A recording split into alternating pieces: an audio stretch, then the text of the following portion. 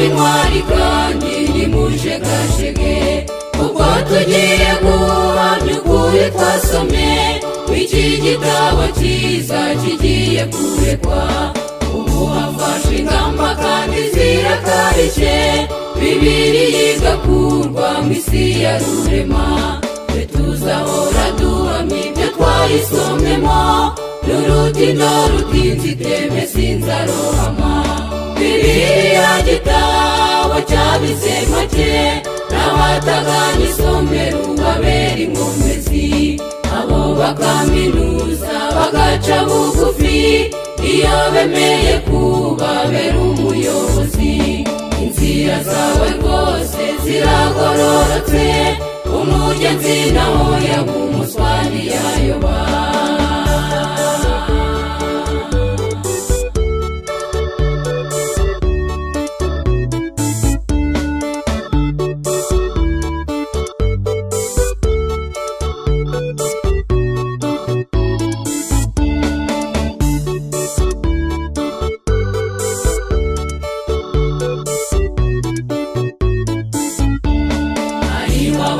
Intwari mu bihe bya mbere banze kuzimiza ukuri ngo nzabona inzira.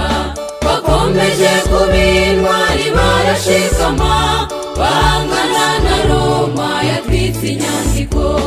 Ibyo ntibyabacaga intege ngo bacogore, bakomezaga kuvuga Bibiliya gusa. Batubereye urugero natwe tuyivuge, Karinda nshira mu mwuka narayiva inyuma. Bibiliya gitabo cyabize make, n'abataganye isomero babera inkomezi.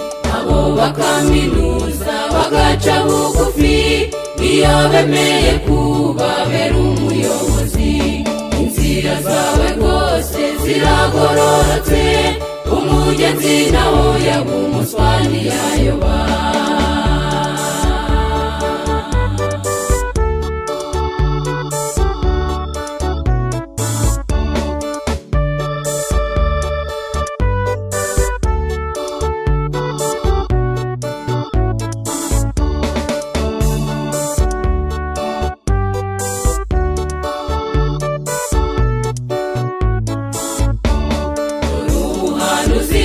Ubu buratwereka inyamaswa yongeye gukora nka mbere, ubwo hamaze gutegurwa Bibiliya itabangamiye iyi si y'iterambere.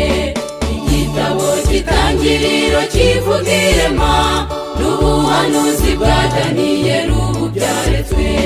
Isabato y'Imana igiye gukurwaho, imwitegura karengane kari imbere.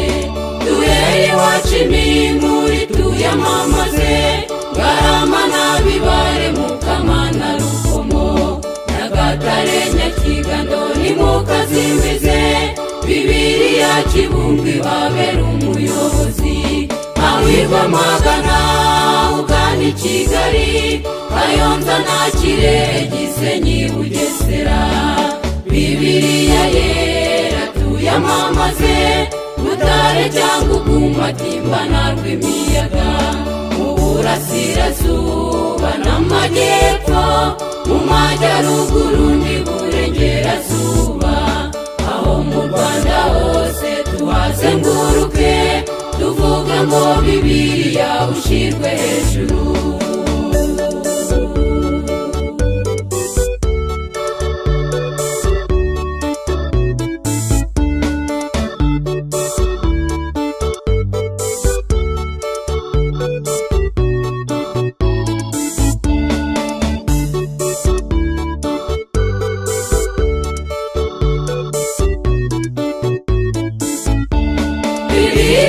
Gitabo cyabize make, n'abataganye isomero babera inkomezi. Abo bakaminuza bagaca bugufi, iyo bemeye kubabera umuyobozi. Inzira zawe rwose ziragororotse, umugenzi naho yaba umuswa ntiyayoba. Bibiliya gitabo cyabize make, n'abatagana isomero babera inkomezi, abo bakaminuza bagaca bugufi iyo bemeye kubabera umuyobozi. Inzira zawe rwose ziragororotse, umugenzi naho yaba umuswa ntiyayoba. Inzira zawe